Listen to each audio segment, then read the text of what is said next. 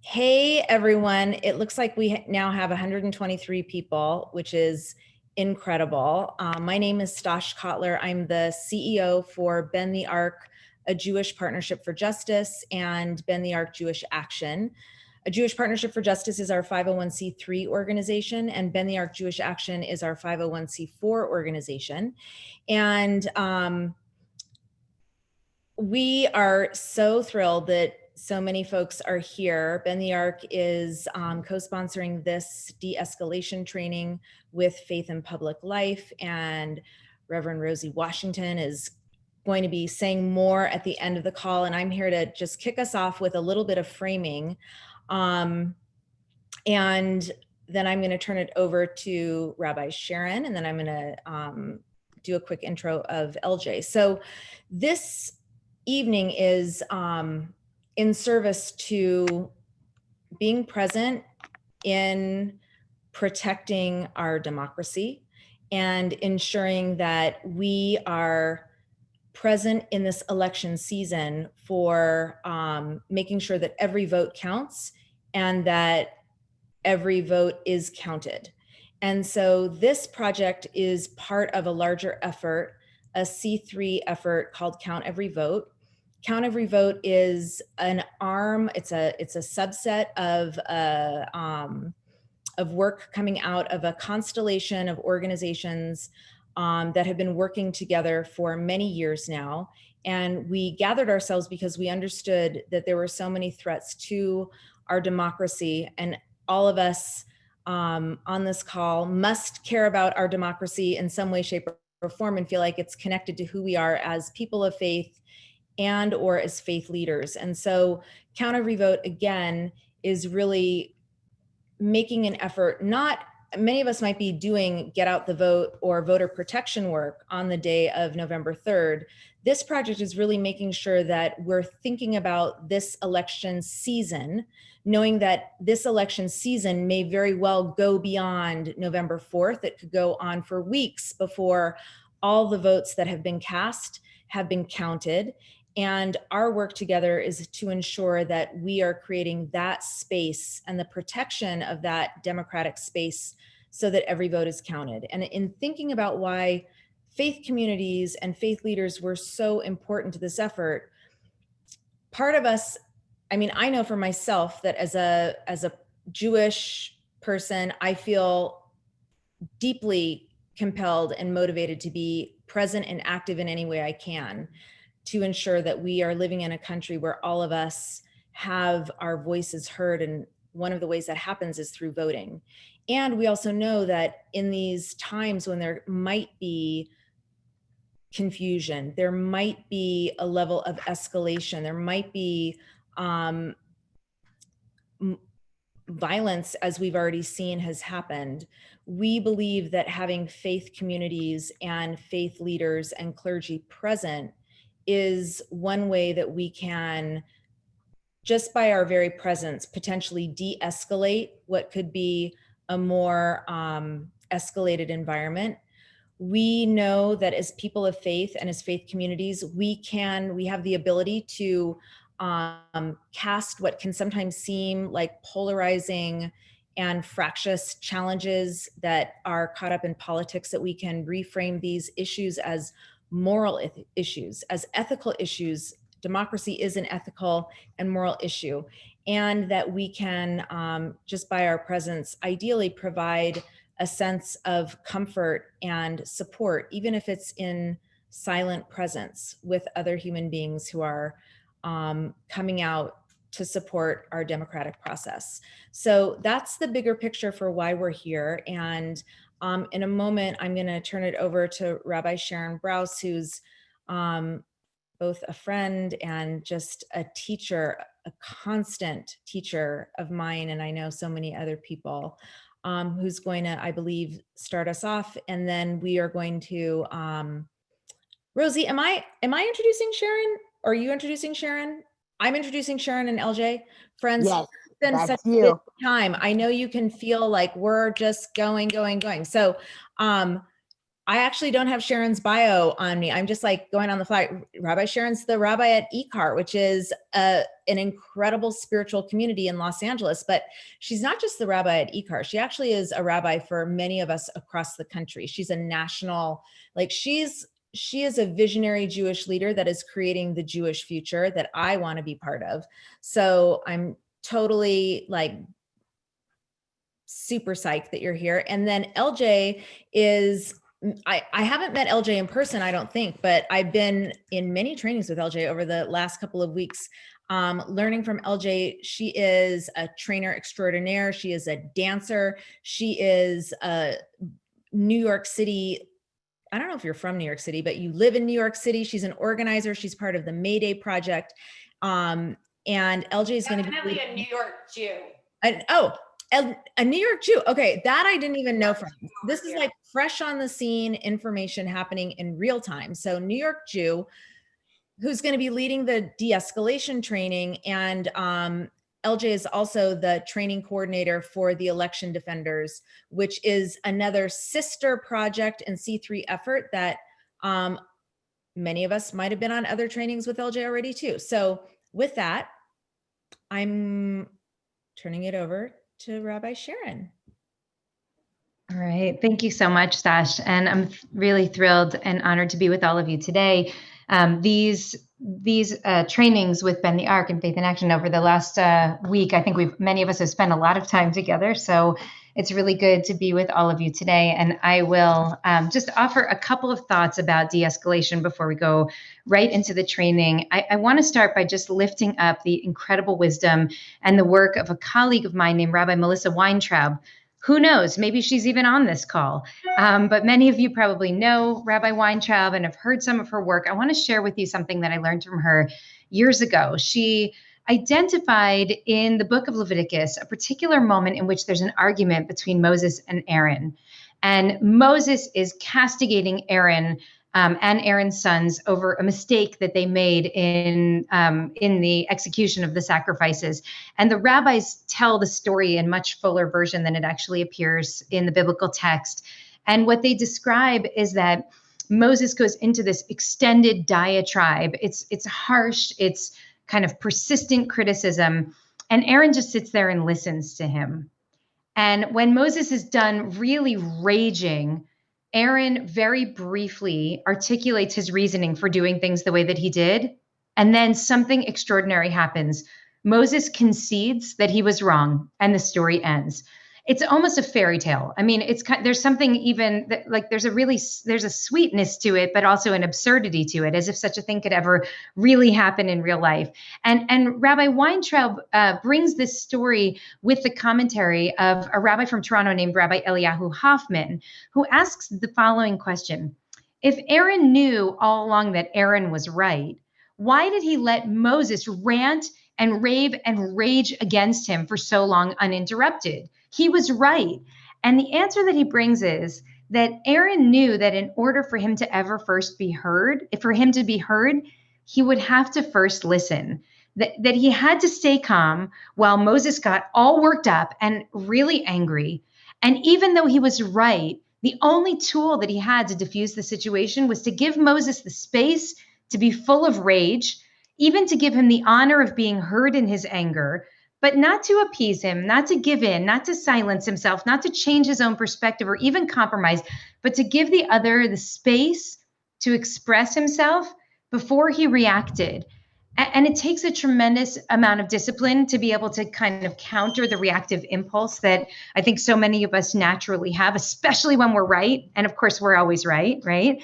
But what we find from this story is that in some way, allowing for that space gives the other person a moment to restore his own judgment, maybe to overcome anger, maybe even to think more clearly. And had Aaron reacted right away, we know exactly what would have happened. It only would have escalated. Aaron would have been right. That would have made Moses think he was right. Aaron would have been angry. That would have made Moses even more angry, and nobody would have heard anybody. And we know from psychology that we are likely to respond to aggressive behavior with aggression. And we also know that people tend to respond to compassionate gestures with compassion. That's called complementarity, that we tend to respond in the way that it comes to us. We tend to mirror back the behavior that we receive. So if someone's hostile toward us, we get up our defenses and we want to punch back. And we do it as a kind of survivalist instinct that's as old as human beings ourselves. We do it in our families, we do it in our marriages and our friendships, and we do it in our politics.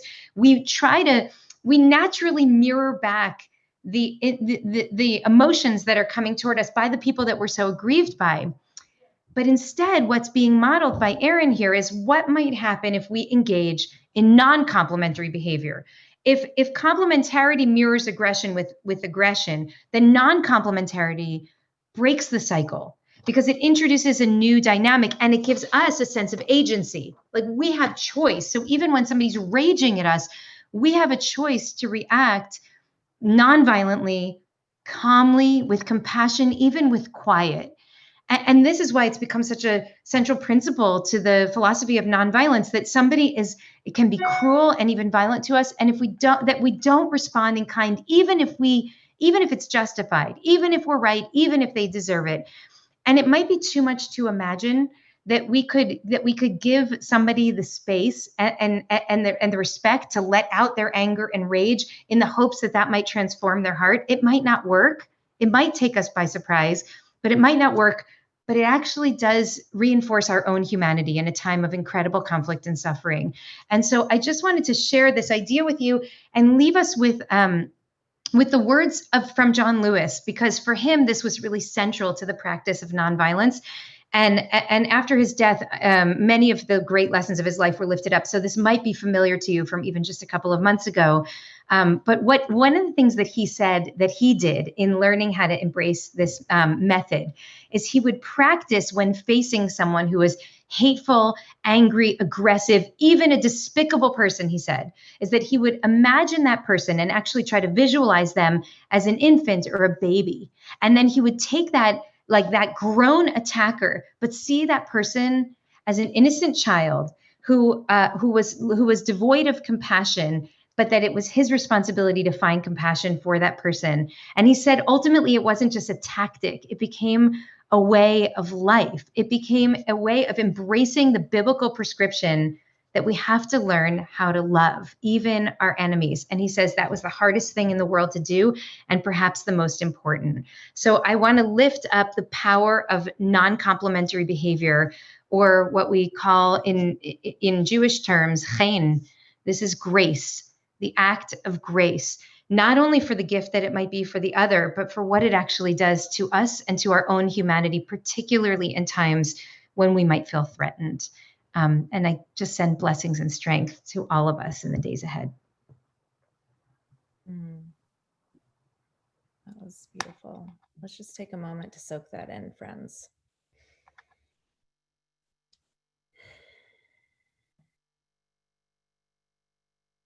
I just got like tingles all over my body.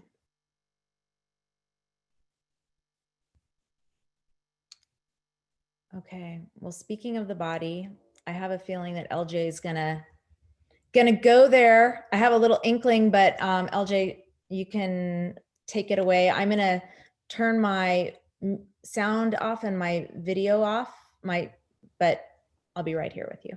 Great. Good evening, everyone. I am very grateful to be here. I was born and raised in New York City. I have been here basically my whole life. And was always like, I'm a New York Jew, but like we didn't really, for me, that felt like, that meant that I was funny and had like stomach issues.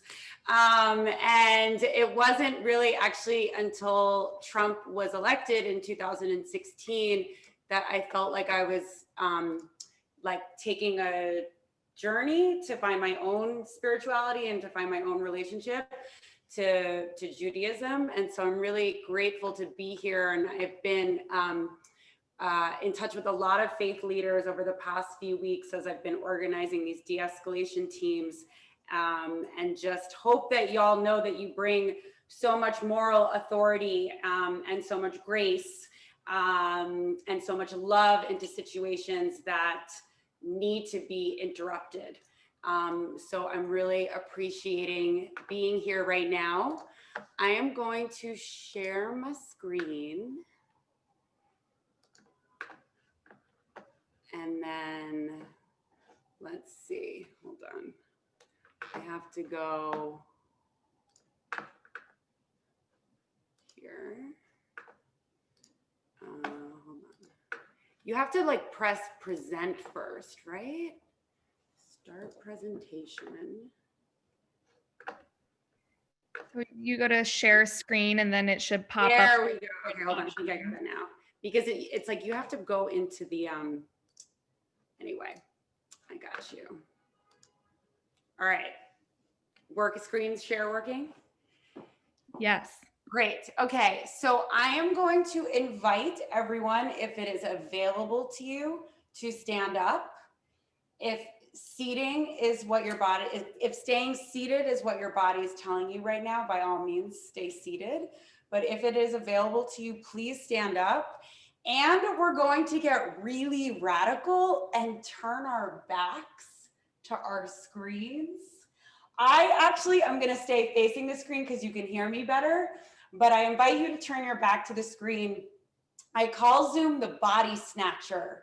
And so for me, it's important to just take a few minutes to reclaim our bodies from the way that we live our lives mediated by screens. So I want everybody to just start by feeling your toes on the ground. I like to start with my little toes on each side, and I try to pull my baby toes out, try to make some space in between my toes. See if I can see air in between them. And that's where I like to start, is just feeling my toes on the ground. Half of the bones in our bodies are in our hands and our feet. So these are really essential places. These are complex systems in our body. So then I want you to just imagine your feet going below the carpet, going below the wood, going below your downstairs neighbors. Maybe there are even more downstairs neighbors, out to the street, to the sidewalk, to the dirt, and just to the center of the earth, whatever that looks like for you. So just feel a connection between your feet and something deep at the center of the earth. So once you have that connection, then I'm just going to invite you to start finding the places in your body that just need a little bit of room to breathe. Maybe that's rolling your ankles. Maybe it's bending your knees. I think a lot of people are in the shoulders right now, trying to get in there. And for me, it's very important that we start here with our bodies, because over the past 1,000 years, it took 1,073,000,000 ancestors to get you here. So over the past 1,000 years, 1,073,000,000 ancestors had to keep themselves safe to get you here. So just think about that as you are appreciating your body. You should know also that your skin regenerates itself 100 times in your lifetime. 100 times you make new skin in your lifetime. Every day you take 23,000 breaths. 23,000 breaths, and you're not even aware of it. And it was just so many people, 1,073,000,000 people, that got you here into this body.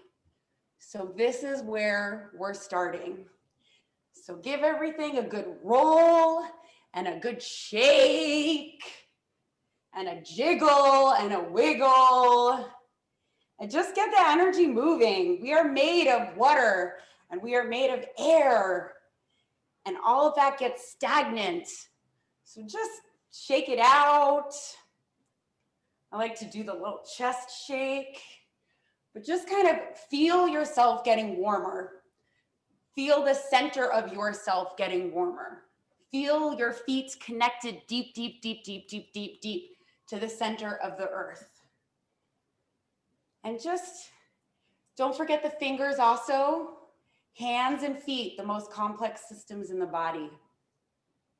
So I really appreciate the intro that Rabbi Sharon gave. Actually, it's going to touch on a lot of things we're going to talk about tonight.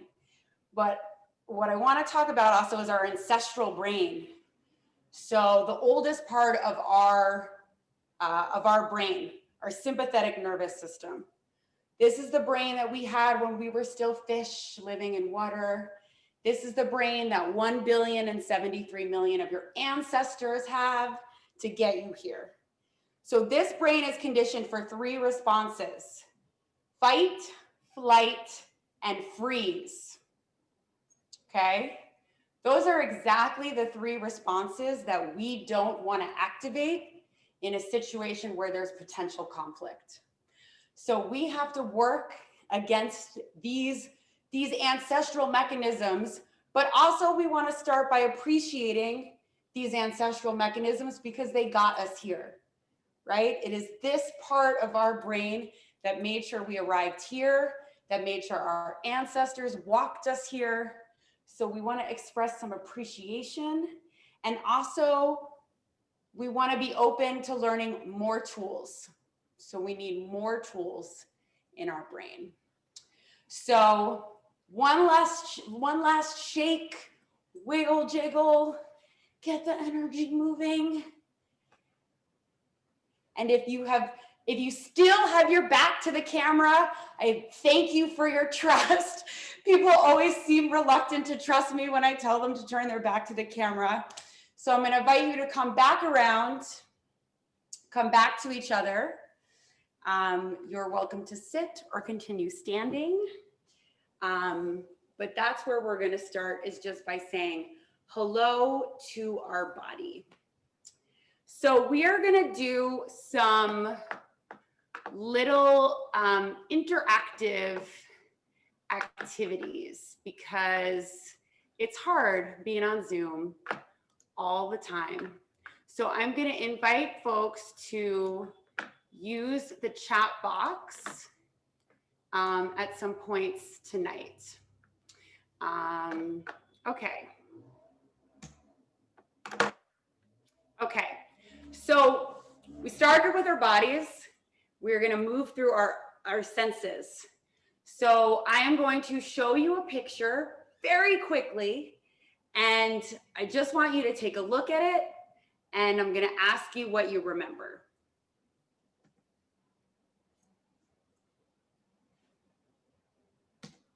Okay, in the chat box, what do people remember seeing? Rainbow, lions, lions, lions, lions, water, elephants, flamingos, animals at peace, zebra, blue water, colors, waterfall, lots of colors. So there's like a sense, right? It's like we remember some specific images, but we also just like have a feeling like there were colors. It felt beautiful, right? So our brain is also doing some kind of like emotional work there. Succulent green. Okay, so I'm going to go back to it and invite you to look one more time.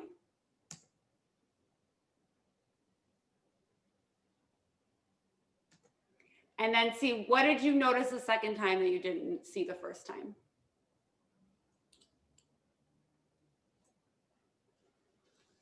Vines, birds, butterflies. So it's kind of the smaller things, leopards and trees, the things that are more on the peripheral, right?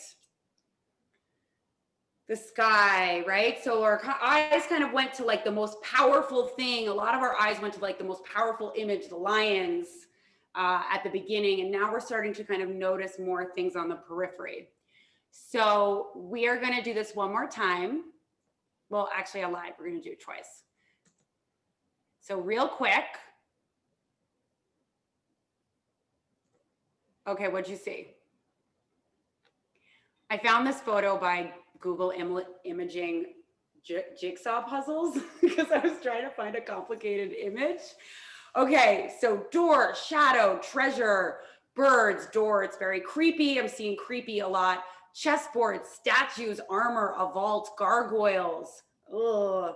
Halloween, streetlight. There's a lot of random stuff in here. Unused door, lots of purple colors, right? So what we're doing is we're practicing situational awareness, right? We go through the world on our phones, on Zoom, multitasking. I don't really believe multitasking exists. I do it, but I just don't really think it's a thing. We don't do it well. And so we go through the world most times not with our greatest awareness. And so I also appreciate how Stosh started us off tonight as being, this is about a moment of bringing presence. So that's some of what we're doing is we're building up those muscles of presence, right? Because the way that you're going to arrive at a polling location on election day should not be the same way that you kind of arrive at home at the end of the day where you're like, I know where stuff is, blah, blah, blah, right? You want to have different synapses in your brain firing. You want to have a different kind of situational awareness. And so I'm going to invite actually everybody before we do the next slide to put your fingers out in front of you with your two fingers together.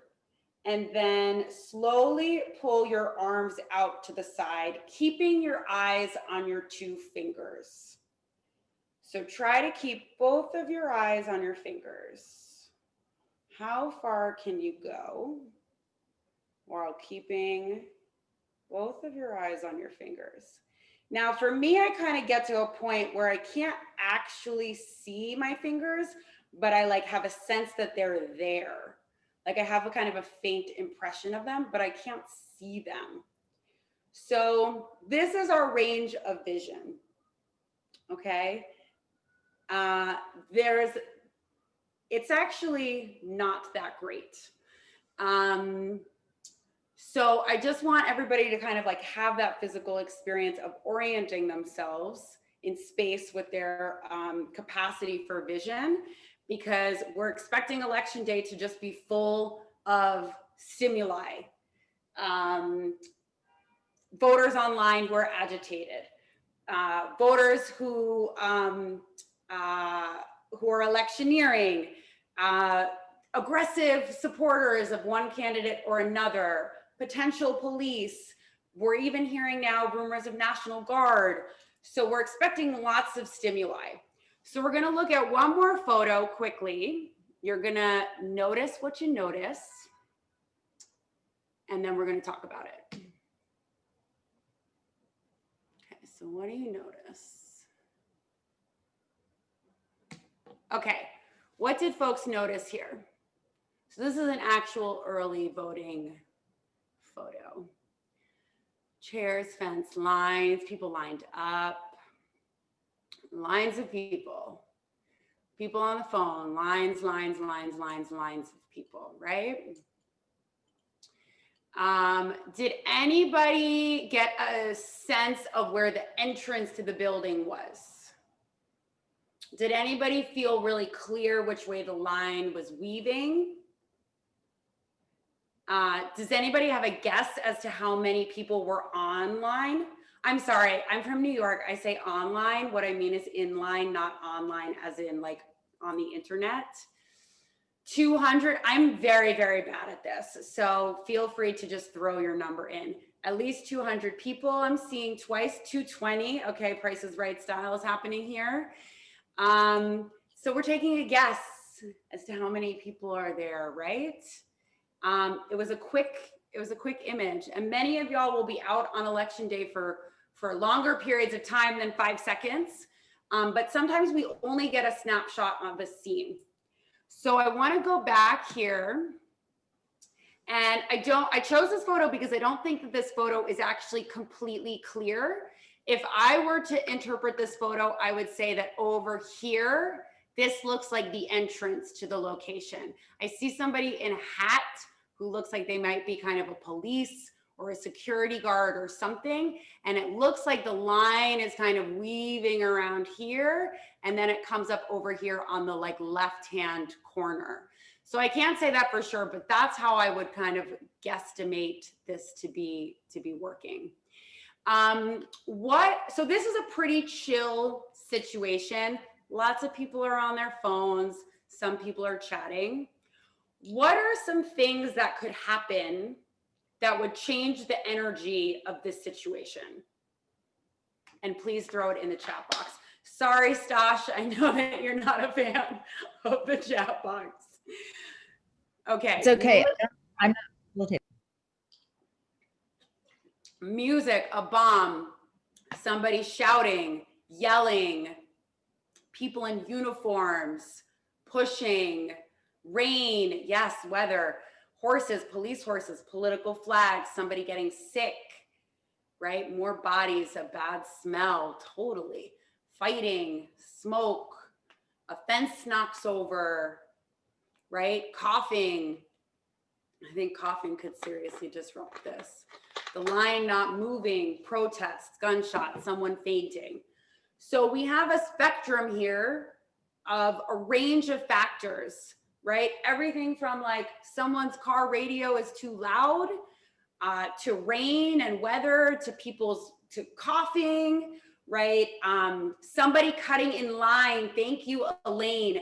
That is always something that has the potential to really escalate a situation when people have been waiting online for a long time, right? So there are a lot of kind of like what we would consider benign factors here. You know, I think we talk about the more like, you know, like the dark side. I'm a big Star Wars person. You know, we talk about like militia members, or we talk about white supremacists, or we talk about white nationalists, right? As being a primary threat on election day. There are many different threats to be attentive to. And I say threat not as like to imply a sense of violence, but I say threat because it's something that gets in the way potentially of our goal. And our goal on November 3rd is to ensure that people can vote with safety and dignity. Our goal is to bear witness. Our goal is to be present and protect democracy. So all of these things like rain, you know, somebody taking off their mask could threaten the ability of people to vote. So I just want to, like, as we go through some of the scenarios, I want to just counter some expectations. I think people always think about de-escalation training as like, we're going to learn how to like stand off against the bad guys, or we're going to like, you know, learn how to de-escalate the police. And a lot of the time, the people that need care the most are people in our community, or people who are actually participating in the same activity that we are. A lot of times, those are the folks that we need to show love to. So I just want us to get out of the mindset of this is about like interrupting all this conflict with militia. That is something that is very real and possible, but more real and more possible is the likelihood that people in our community will be agitated, will be concerned, will be frustrated. So I want us to kind of hold this spectrum of potential threats to our goal. So there's a situation. For me, it always starts with getting yourself together. And I'm sure actually many people on this call have a lot of tools about how to ground yourself. You know, breathing, there's a 2-to-1 ratio breathing, you know, inhale for 2, exhale for 4, inhale for 3, exhale for 6. 2-to-1 ratio breathing, just taking deep breaths. I try to think sometimes about like letting all the breath out, coming out of my hands. So get yourself together. If you find that you're checking out a little bit, if you find that you are dissociating a little bit, you want to engage your senses. Second is get your team together, okay? So we have this instinctive brain, right? That will cause many of us to just rush into a situation. Okay, when it comes to if you're a fight or a flight or a freeze response, know which one you are. I am definitely a fight response. So if something is happening, I'm like, whoosh, right? But take a second to breathe and talk to your other teammates, because you might not be in the right headspace or heart space to intervene in a situation. Somebody else might be better positioned to do so. But also, you might need to get a sense of like, what exactly is happening here and how do we act? Focus on the voters. So like I just said, our goal here is to facilitate people voting with safety and dignity. And that means showing them a lot of love, because people, even in New York City in the rain, people are waiting online for hours, right? So there's a lot of factors that could cause people to get agitated, to get frustrated, to get scared, right? Focus on them, check in with them, right? Be a good community member. A big strategy of de-escalation is creating distance and distraction. So before kind of like launching into a situation and trying to verbally de-escalate something, ask yourself whether it's an opportunity where you can create distance or distraction. Distance could be grabbing a few other people and kind of forming like a human line, so that there's like a protective barrier between an agitator and some people. Creating distance could be kind of organizing the line to move in a different direction. Creating some distance also could be trying to isolate somebody who's being agitational. I find that just the simple gesture of like, can you come here for a minute? Can you come over here? I want to hear what you're saying.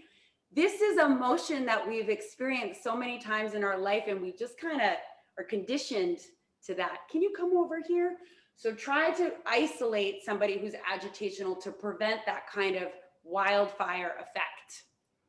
Another strategy for handling a situation is getting the crowd involved. Is there a way that you can use people power to change the energy of the situation? Right? Can you get everybody to chant? Can you get everybody to sing?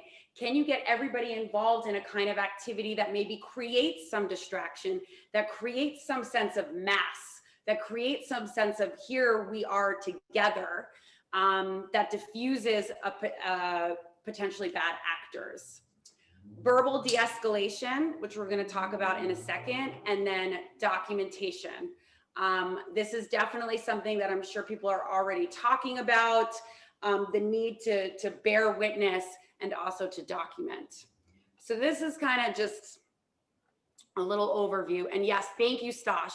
So I am using Election Day as examples, but these are principles and practices that apply far beyond that. And like Stash said, you know, we are preparing to defend the election up until the inauguration and beyond. So, so I hope that this has larger bearings for everybody. So a quick thing also about engaging your senses, about bringing yourself back. When we start to check out, when we start to dissociate, when we start to leave the here and now, you have to come back to your body. And the way that you do that is you engage your senses. The easiest way is to like pop a breath mint or a piece of gum and your mouth is like, ooh, that's cool and minty, right? Take a sip of water and all of a sudden you're like, oh, right, here's a sensation in my throat. This feels cool and smooth. Pick something up with your hands, some dirt or grass or something, right? Bring yourself back into your body. Because there's just going to be a lot going on. And I don't know about other people, but I have been talking to people about this, and it feels like when you're wearing a mask, even if your vision isn't technically obstructed, you feel like it is. And so I just want to like really affirm the goodness in coming back to your body in a situation where things get confusing or feel like they're getting out of hand. So You've engaged your senses, you're back in your body, you feel like you're present in the here and now, you can see what's going on, you're checking in with your team, and you want to describe what you're seeing or what you saw. So in any kind of situation, we might have had a little confrontation in the grocery store, right? We might have had like a little road rage or something. So there's a ton of different scenarios in our everyday lives where we might get heated, or we might get angry, or we might like kind of cower also, and our emotions kick in, and our emotions then drive our interpretation of what happened. I am a Pisces. I love feelings very much. And also being able to describe what happened and what is happening in a way that is narrational instead of interpretive is a really helpful skill. So this is an acronym called SALT. Salt is a really basic ingredient in cooking. Salt is a really basic ingredient in assessing a situation. S for size, how many people? Who are they, right? It is definitely a hard thing to like assess a group of people, but try to give a size, somewhere between 20 and 30 people. Activity, what are they doing? Activity feels like the most difficult to actually narrate instead of interpret, because we want to say like, those people look dangerous, or I think they're about to do something, or something looks sketchy, or this person's out of hand. And you're like, but what does that actually mean, right? So it's not helpful if I'm coming onto a shift at a polling location and you're coming off of a shift for you to describe to me, oh, these people were fighting. What does that mean? Does that mean they were actually in fisticuffs? Does that mean that there was a verbal argument? What does that mean?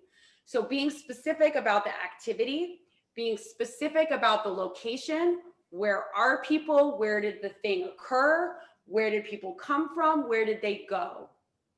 Right? If you don't know the cardinal directions, just be like, they walked in the direction of the Pizza Hut.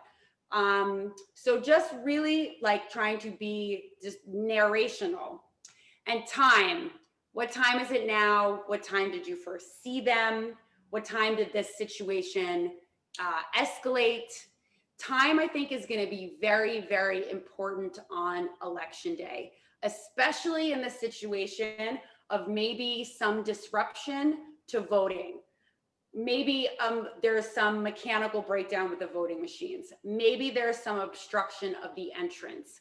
Knowing exactly what time that happened and exactly how long it went for is going to be really essential for documenting and then for part of our larger defense.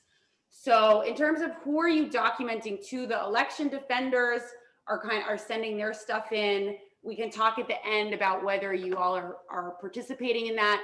There's also 1-866-VOTE, which is the hotline for the day. So Rabbi Sharon, you really set me up well for this. I super appreciate this, about talking about complementary behavior and non-complementary behavior. So we don't want to meet somebody always with the same emotions that they're giving off to us, right? And so this is actually so much of what Rabbi Sharon just talked about, which are ways to like strategically offer non-complementary behavior.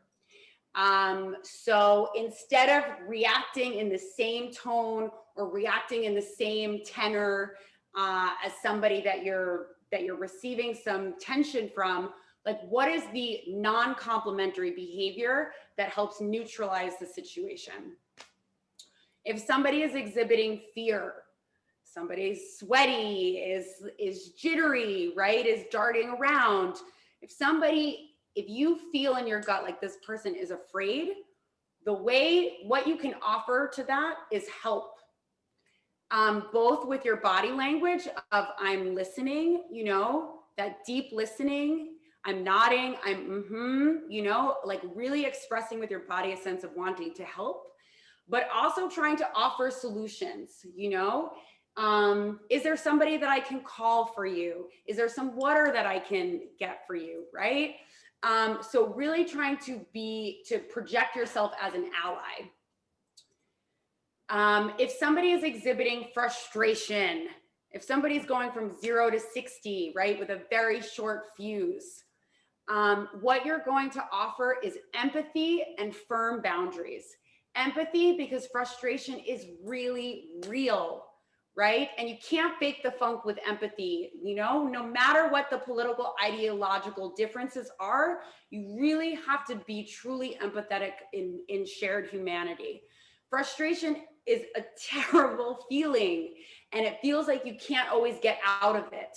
So somebody offering real empathy, as well as firm boundaries, is a way to kind of help someone get out of that. And what I mean by firm boundaries is two things. One is the, like, you know, consistent reiteration of something. You know, I'm sorry, but the line forms here. You know, listen, listen, listen, empathy, empathy. I know, I understand how difficult this is, but the line is here. So holding your ground, but also offering choices. When I get frustrated, I feel like I don't know how to get out of it. Like, I can't ask my partner, or I can't ask my friend, like this is what I need, because I'm too in the feeling. So offer people choices, or A or B. Would you like to go for a walk, or can I get you some water? You know, give people some choices so that people can start to envision themselves getting out of the frustration. So how do you make sure that your non-complimentary behavior is not taken as patronizing? Great question. You have to be real about it. And actually, Rabbi Sharon really set us up for this, talking about John Lewis and talking about listening. You have to be real about it. If you are just like because you want the thing to get you want it to be over with, someone's gonna know that. If you can actually, like, stop in time and listen to somebody, that immediately kind of changes the energy of a situation. You know, I will say that just from a tactical perspective, that, like, you know, attacking someone's character rather than their behavior, like, if you do need to name behavior, you know, you're raising your voice versus, like, you know, like you're screaming like a crazy person, right? That's something that could be patronizing versus naming the specific behavior. Also, tone of voice is a big thing.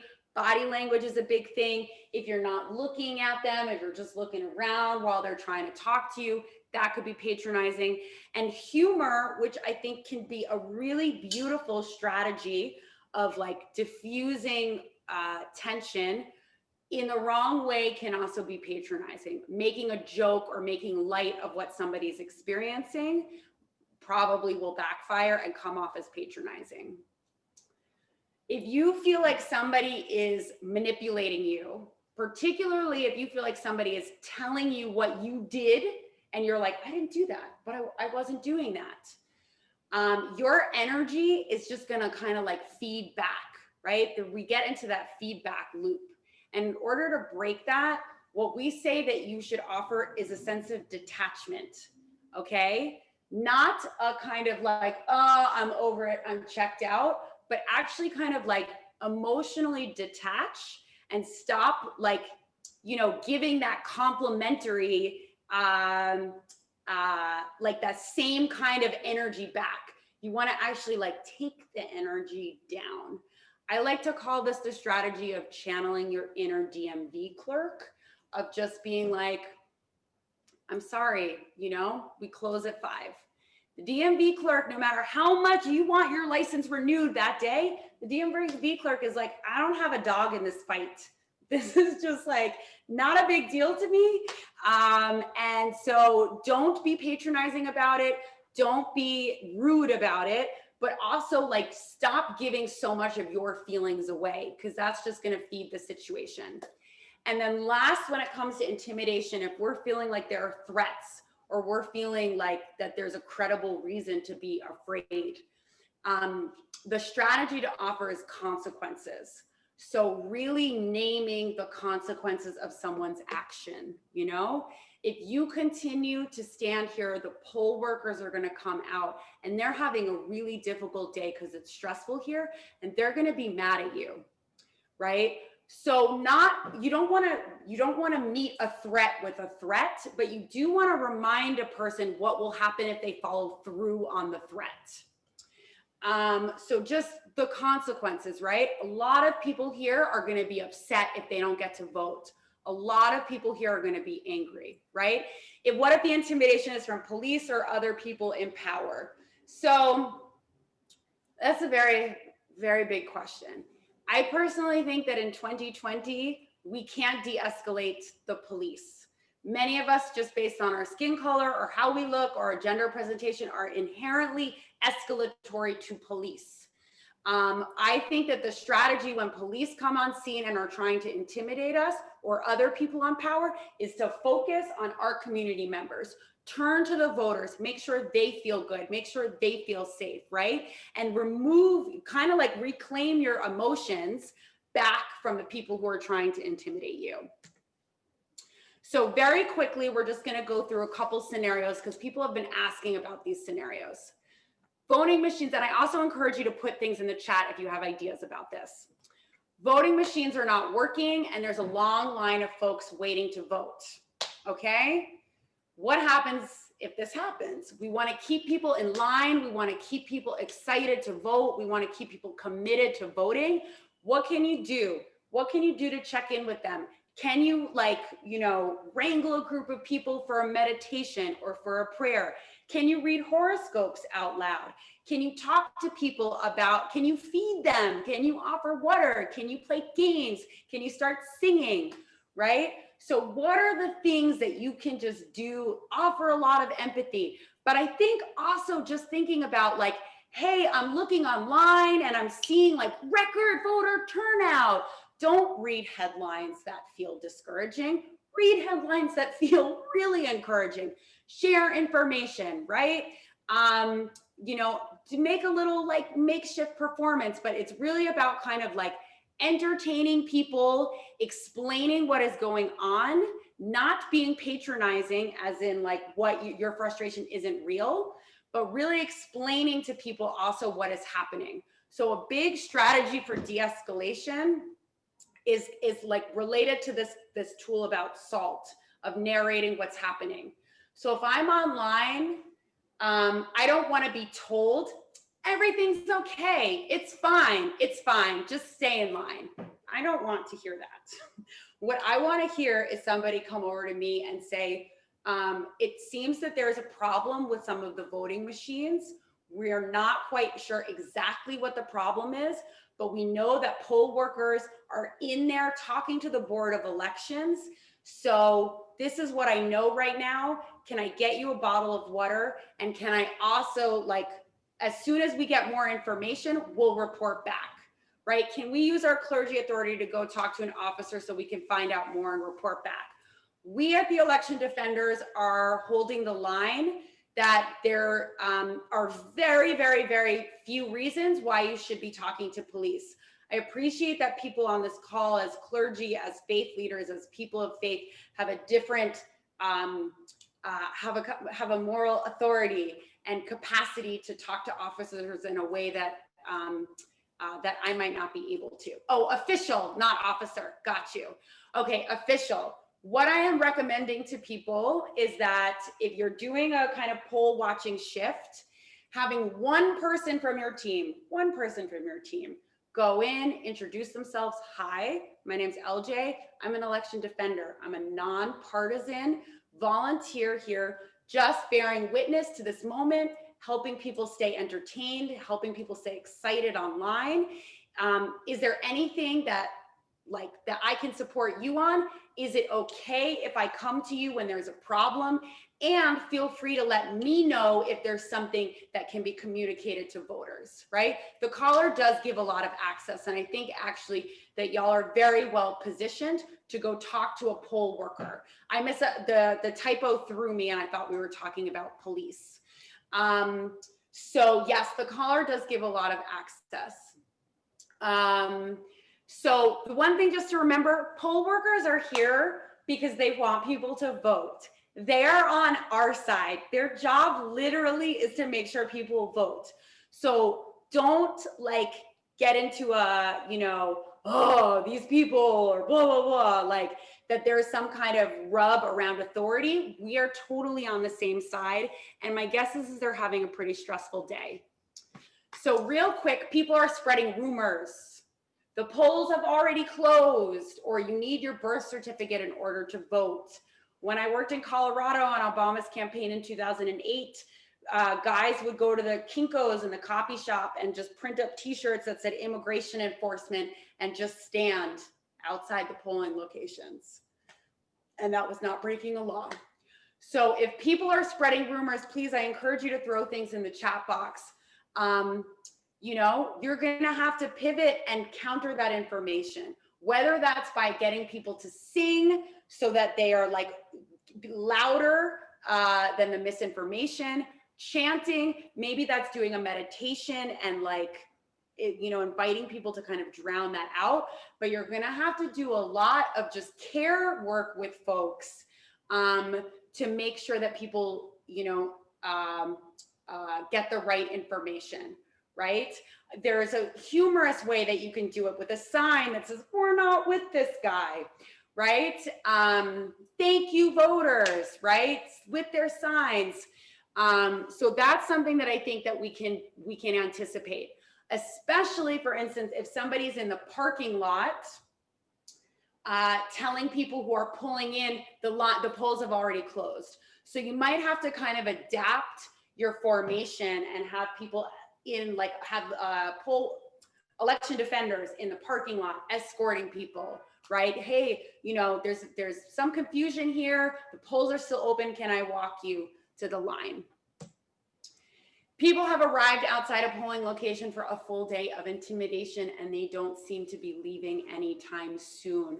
So I just started to speak to this a little bit a few moments ago. Focus on the voters. Focus on your community members, right? Get your team together, monitor what's happening. Somebody the other day told me the strategy is to ignore with awareness. And I love that. Like ignore because we are like on a higher level, not higher level. I don't mean to say that we're better than them, but like, you know, we are here to vote. We have a higher purpose.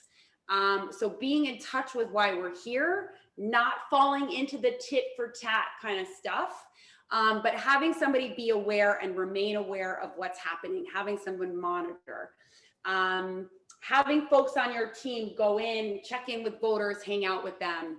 And then when it comes time to doing some verbal de-escalation, if that's necessary, we already talked a bit about those strategies. So this is unfortunately a situation that people are asking about because we're seeing it on the ground. People are not wearing masks and intentionally coughing on voters. This is something, unfortunately, I can't really offer you a solution to. We are not asking our volunteers or our community members to put themselves in harm's way, but we are asking people to do what they can to physically and emotionally, but also physically organize people in a way that might create like a pathway. This is particularly kind of like with ballot boxes is where we're seeing it. So is there a way that you can create a human line? Is there a way that you can kind of create a barrier? Can you organize people to move in a different direction? I think that you can't actually have somebody drop multiple ballots, but just really thinking about what you had. Film them, yes. We were going to get to documentation at the end, but definitely film them, okay? Wear something like a rain poncho. Film them. Be aware that if somebody comes up and puts a phone right in your face, that can be very, very escalating.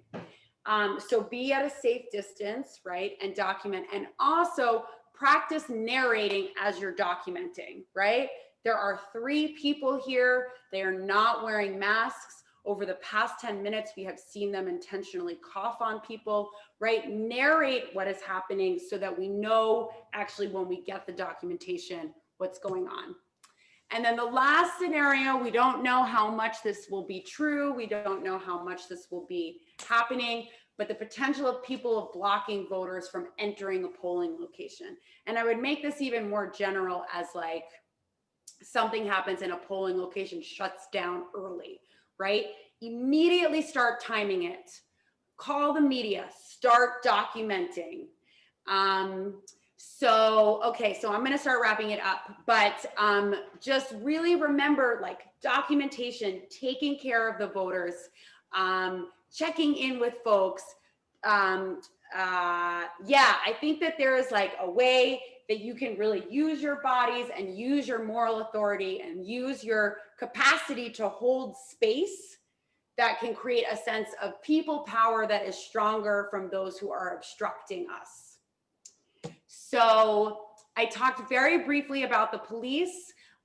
We are encouraging people not to call the police, to just be aware that police are have a lot of potential to escalate a situation. If you have to call 911, please try to describe the injury and not what happened. There is a 30-year-old man with a wound in his abdomen, as opposed to narrating what happens, because then that actually becomes potentially part of a case for the police. So calling 911 is the one time that you don't want to narrate. And then the last thing I want to say, which I think everybody here actually has a lot of practice with, is aftercare. So what are you going to do at the end of the day on November 3rd? What are you going to do on November 4th? What are you going to do for the long haul at the end of these days that are trying and taxing? How are you taking care of yourself? How are you taking care of other people? How are you sharing your experience and unloading it and learning from it and using it to inspire greater action? So I'm going to stop there and unshare my screen. Let's see. There we go. So thank you all. Thank you, LJ. That was so wonderful. I've sat in many de-escalation trainings and I've offered them myself. And I have to say, I learned new framing from you. And I just appreciate the ability and the cognizance of our bodies as such an important part of de-escalation and understanding our awareness. So thank you so much for that expertise. I think it really sets us up for election day and the days to follow that, and really thinking as people of faith what it means. Thank you. I will, LJ. Don't worry. I'm glad you gave me permission though. it to as people of faith, what it means to use the tools that LJ has really given to us and incorporate our faith stories in that. I saw a lot of folks talking about what if we just start singing? And a lot of our faith traditions, we rely on singing. What if we started to dance? What would it look like for our faith to show up publicly in the midst of chaos? And I think we are on the right track to do so.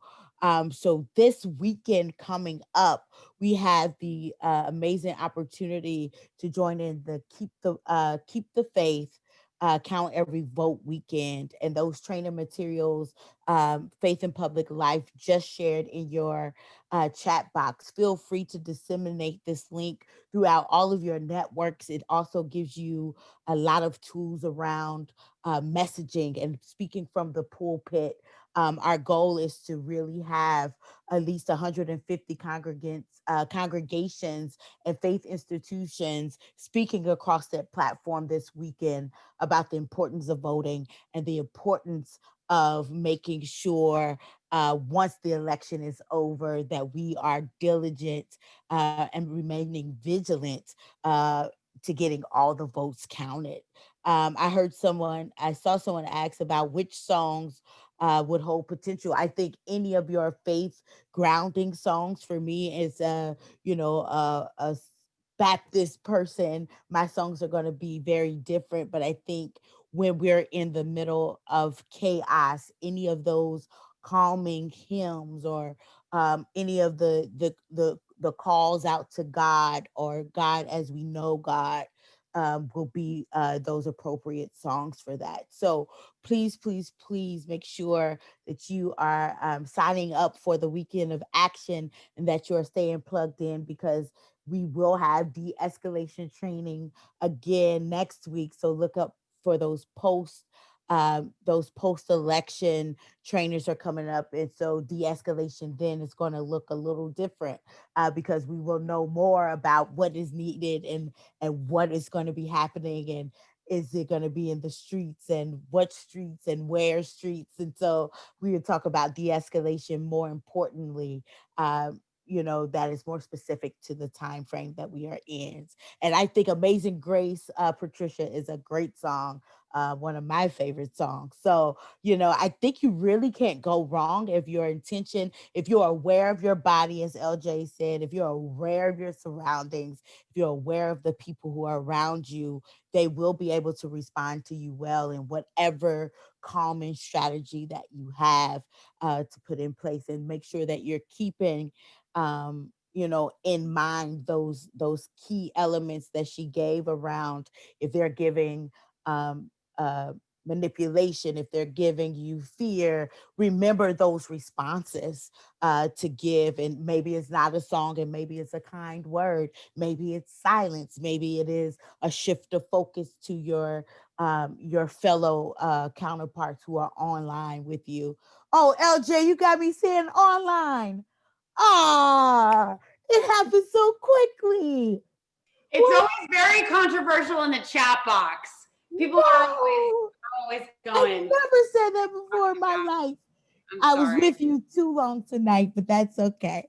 I'll take that.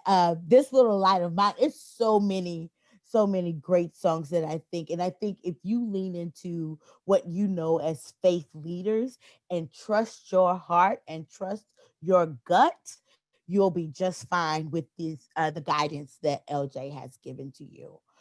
So we just want to thank you all for joining us tonight. Stash, if you have anything you wanted to add before we let these great people go off into their Thursday evening. Yeah, I just want to first, LJ, thank you so much again for that training. So, so good. And Rosie, so great to be doing this with you and with Faith in Public Life. And I think for